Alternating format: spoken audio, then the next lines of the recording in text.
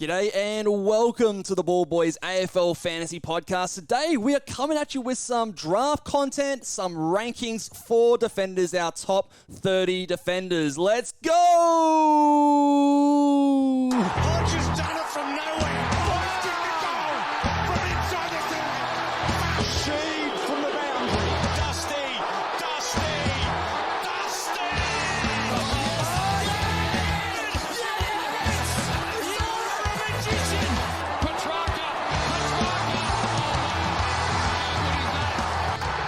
The legend becomes immortal. G'day and welcome to the Ball Boys AFL Fantasy Podcast. I'm your host, Mitch Casey, and you can find me on Twitter at Ball Boys Fantasy. And today I am joined once again by the draft legend himself, Luke Rogerson. How are you, mate? Ready to talk some rankings? Right. First time. Draft legend. I was the guy in the league that everyone hates because he doesn't check his team. He's a fucking easy beat. I'm that guy. I'm a shocker, but I can lean on you, mate, because you have that basketball background. It's all drafting over there. Well, that's the thing, right? Like, we're doing this rankings, and take this with a pinch of salt. This is the first little bit of draft content we're doing. Let us know. We'll watch. Maybe let us know already before we even say anything. But let us know what you think about the draft content after you watch the video down in the comments. If you want some more of it, or if you want us to maybe shut up and stick to classic. But today's video, we're going to be going through. And well, by the way, I do think there is an advantage for classic players to do a draft rankings as well, because I do think when it comes to like putting an average on somebody, it can make you sort of go, okay, well, am I being optimistic? Am I being a bit sort of pessimistic on a certain player?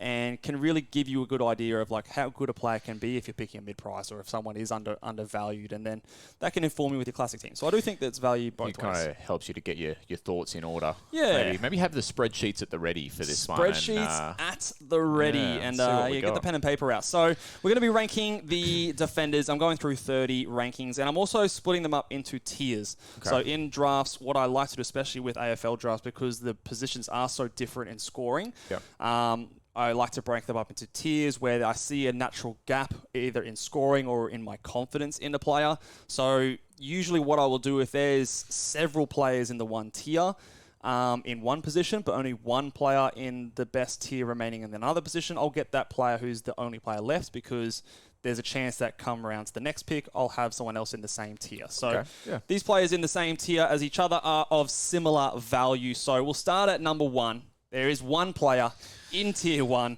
and it is No, it isn't. It's Nick Daicos. Nice. Well played. Nick Daicos is at tier one, and we did say don't pick him in classic, but that does not mean I don't think he's the best player in the defense line. He's in a league of his own, isn't he? He's in a league of his own. Yeah. And what do you expect him to go this year? I think he goes 110 plus at a conservative projection. It would not shock me if by the end of the season he's a 115 type player. I think the stat I pulled up the other day for his move into the midfield when he played 60% or more CBAs, he averaged 114. Going into his third season, that could improve with more time in there. The sky's the limit with this guy. Like he's nearly won the bloody Brownlow in his second year. So potentially should have. Now, I want to throw a question to you, being the draft expert that you are. But thank you. Number one pick you have on draft day. Any player is available. Is Nick Daicos someone that you are considering over some of the best midfielders in the game? I'm taking Tim English, I think. Yeah, I think I am too. I do. Well, it's like you've got maybe 4 rucks that could go 100 plus. Yeah, I think without spoiling our ruck rankings, but I do think Tim English is number one. Sorry. Number two, is Nick Daicos come into considerations then, or? I mean, given that I don't have as much confidence in what the rest of the defenders can do in terms of that top level average. The only other thing I consider is the fact that we're pretty shaky on forwards this year, aren't we? We are very shaky on forwards. Maybe there's something to be said for. Yeah, I don't know if I'm confident enough to grab a forward that early. Yeah, true. It's like who's the best forward? Yeah. That's going to be underperforming. I mean, maybe Daicos comes into it. I think I would. I think I would take Daicos number 2, Tim English number 1, Daicos 2, and then I'd probably still go with a couple more rucks in Marshall and Gorn after that, and then load up on my mids. Okay, so you go Daicos over Marshall. Yeah, I think I would. Okay. I think I see Daicos having a chance to step up another level. Plus, you've got to fill out more defenders in your draft league for the most part.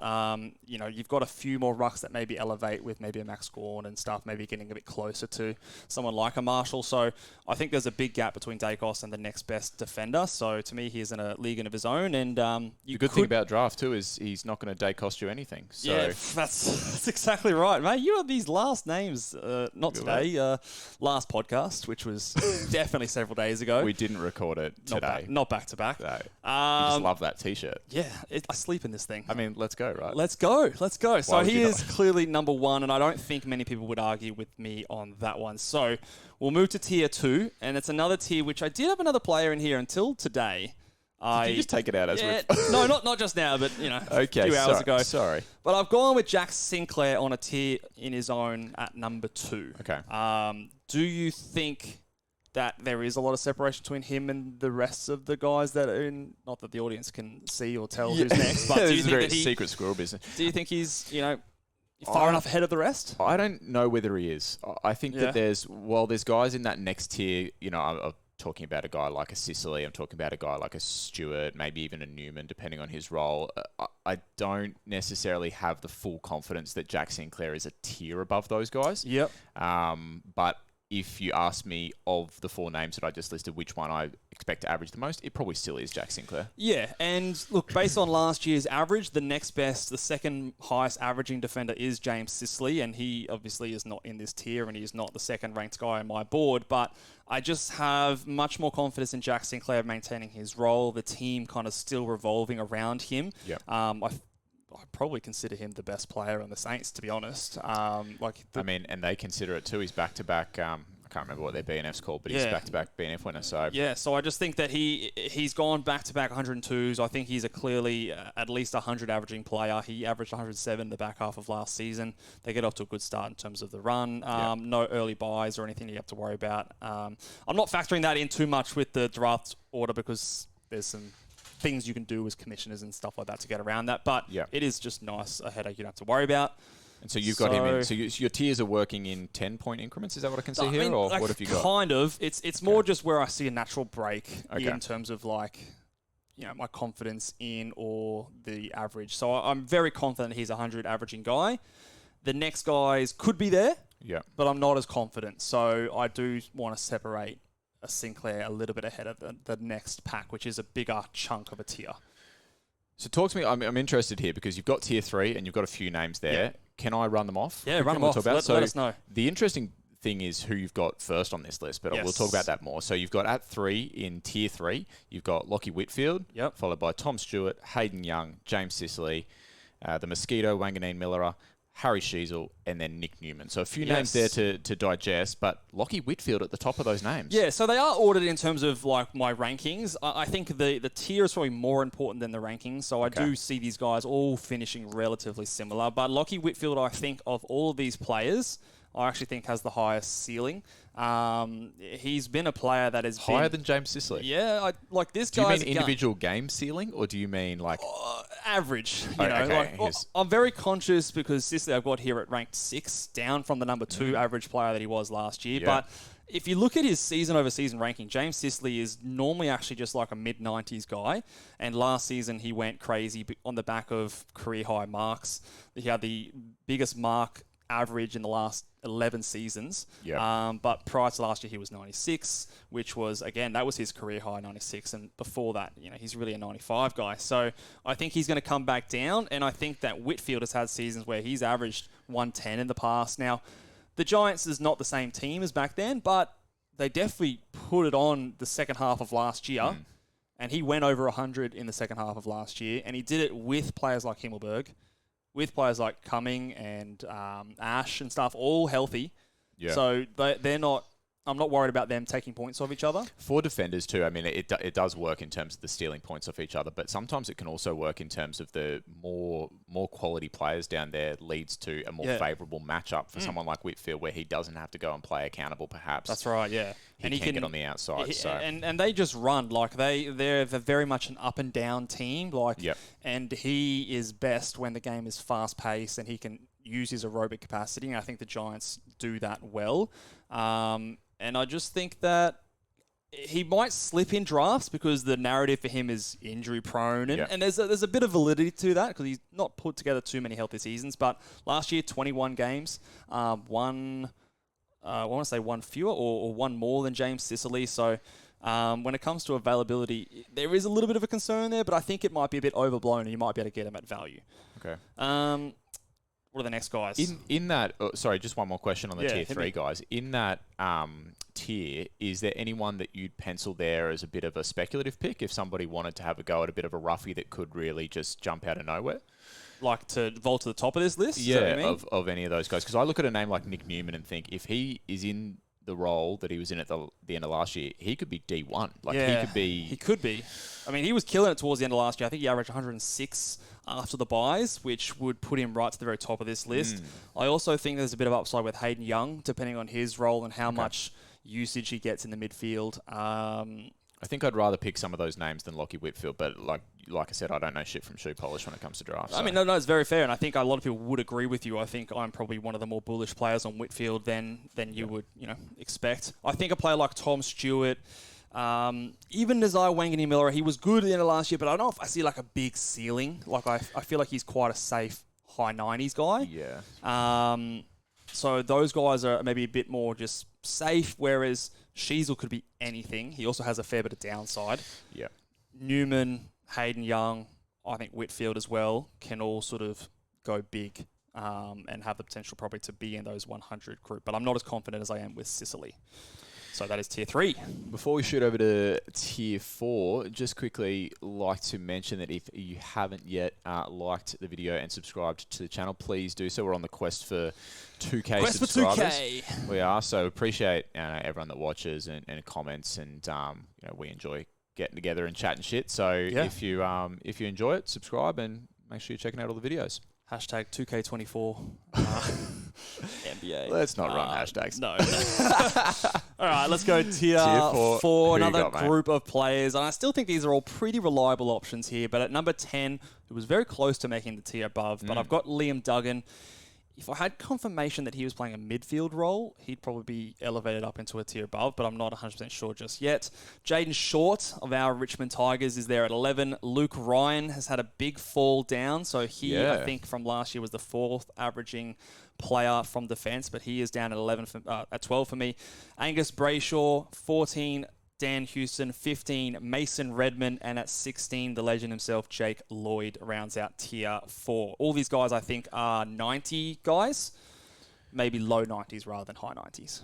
Liam Duggan, some cheeky CBAs in the latter half of the year. So from round 19 onwards, there were some CBAs games there. So 36 in rounds 19, 0, 20, but then 72%, 69%, and then 13 and 45% to sort of round out the year. So yeah. So the interesting thing with me is obviously you've got Shuey that's retired. Yep. You've got Hearn that's retired. Yep. He played a bit of games in the back half and in the midfield.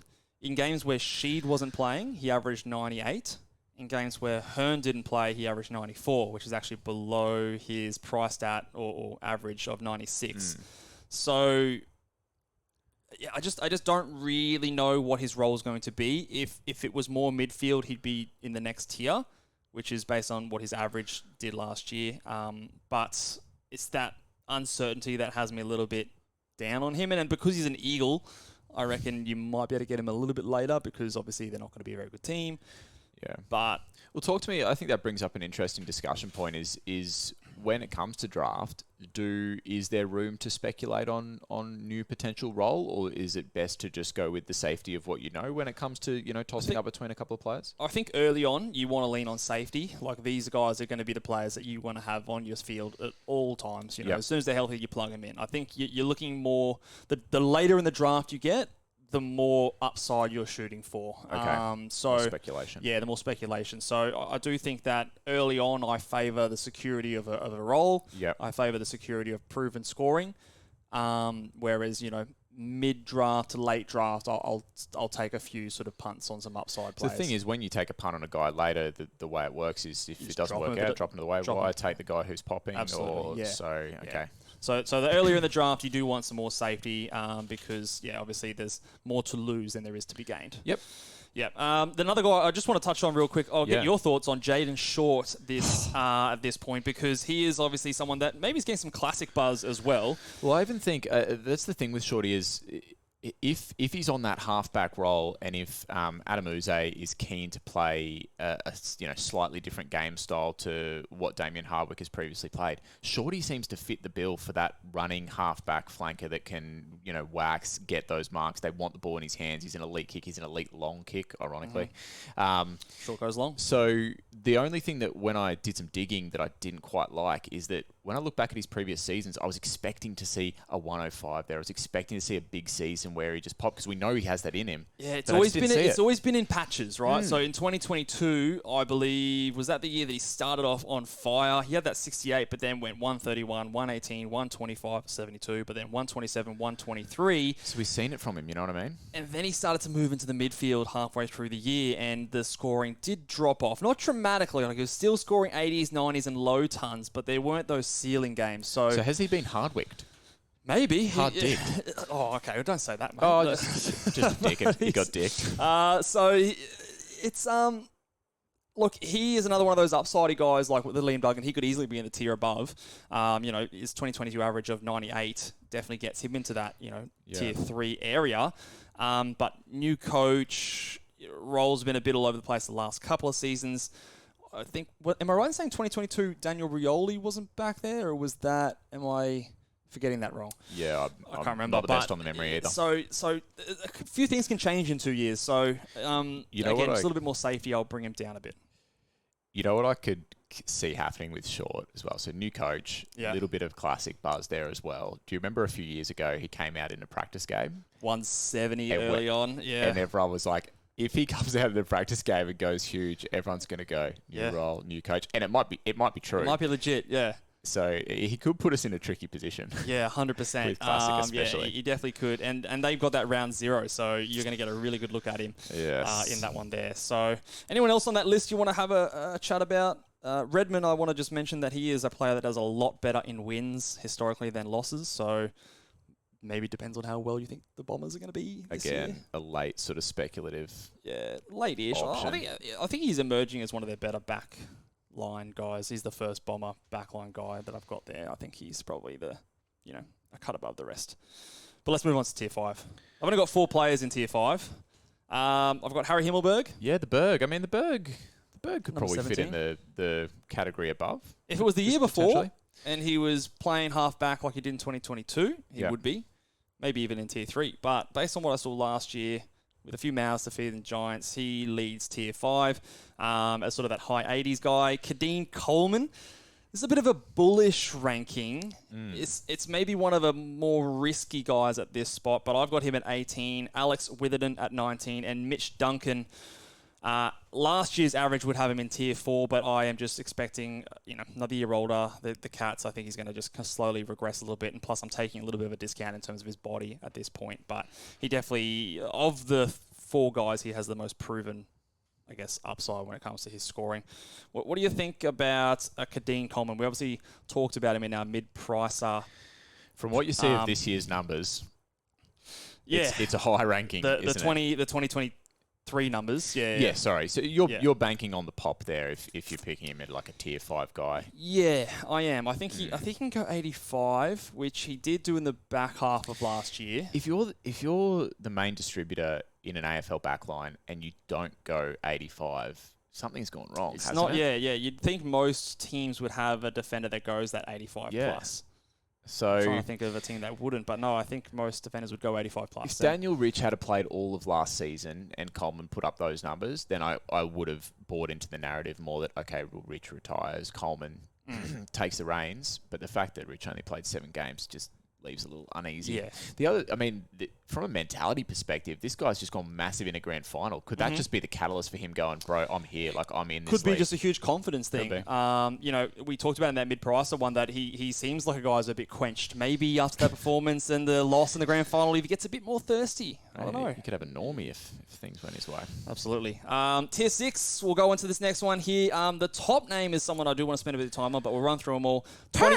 21, Will Powell. Yeah. Will Powell. I've got 22, Jordan Ridley. 23, Callum Wilkie. I have got him dropping a little bit based on last year's numbers. 24, Jordan Clark. 25, Nick Vlostone. It's not Vloston, Luke. Lockie Ash at 26. 27, Christian Salem. Yep. 28, Mitch Hinge. 29, Ballydale. And at 30, Ed Richards, rounding out the Bulldogs and the top 30. Will Powell.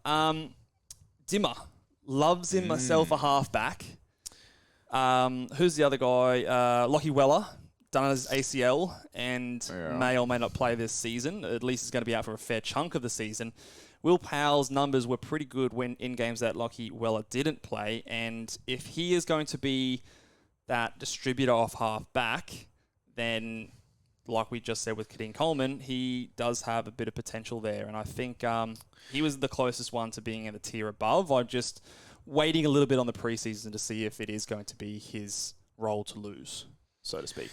You said Dimmer loves that half-back role, and he does love that half-back role. So, Short, Basher, Hooley. Yep. Both of them. But then outside of those two, who's the guy that's gone 100? Vlostone was 90s. He wasn't as big as those guys. Powell averaged 90 in his last 5 last year. Yes.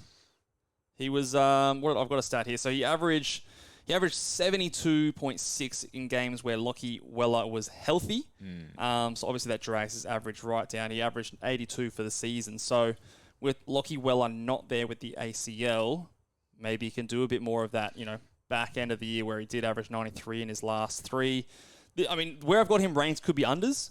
And I actually would be okay to move him up if it was obvious in the preseason that he was getting that role. But I don't know if it's guaranteed just yet. Like, I reckon even there's a chance that someone like a Lukosius or something like that gets a. Is he a guy that you'd be looking to steal with your last on-field defender pick? He's a good upside pick, I think, and I think he's someone that could definitely you maybe take him a little bit earlier than what his average suggests because I think there is a bit of upside there. Okay.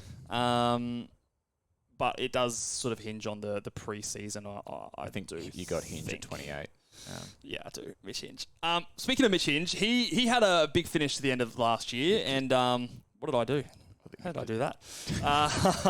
So he is someone that, if you look at his post-buy splits, he came in strong, and is actually someone I've seen people throw around when it comes to the classic selection as someone that maybe presents himself a little bit of value. So in the after buy period, he went at 91 and has an average of 75.6.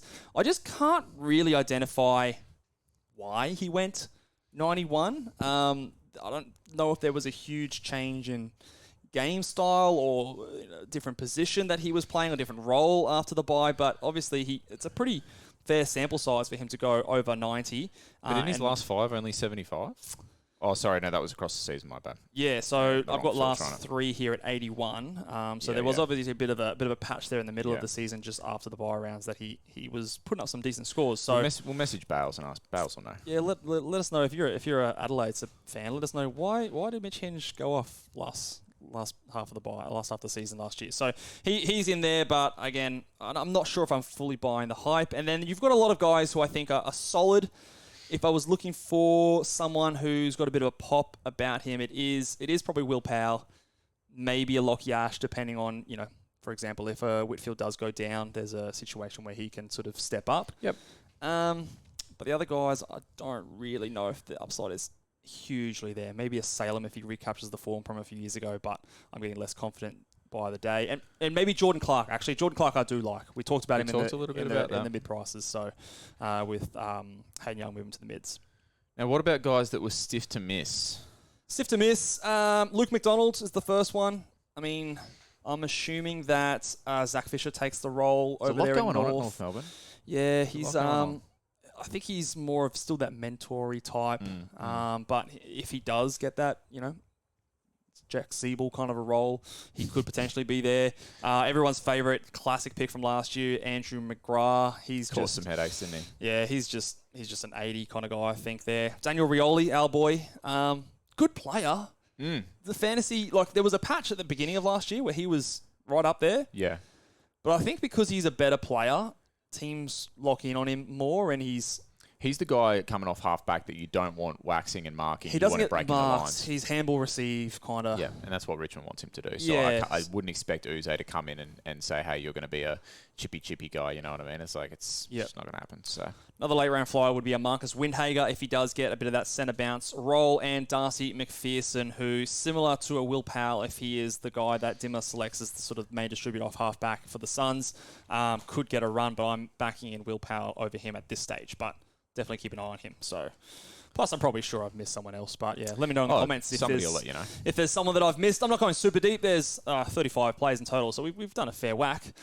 Is there the potential for, after the video drops, for you to tweet out this list so that people can go back and check it out, or is that something that you do? Or maybe people ask me nicely in the comments. Yeah, I probably will. It would be a pain to scroll back through the video. And, yes, and I'll likely do a tweet out, maybe 24 hours once people have a chance to watch it, to drop this rankings list. Remember, this is coming out. We're recording this on January 8th, so plenty of time for this to change. But it's a good starting point, I think, in terms of just having an eye on who can be where for your draft team. And you can sort of see where we've got some of these classic relevant guys ranked for fantasy. So, yeah, let us know down in the comments. Did you like this video? Do you want to see more draft content, or do you think we should stick to classic? Let us know in the comments section down below. Give this video a big old thumbs up. Hit that subscribe button, and we will see you guys next time. We're talking midfielders. See you later. Bye.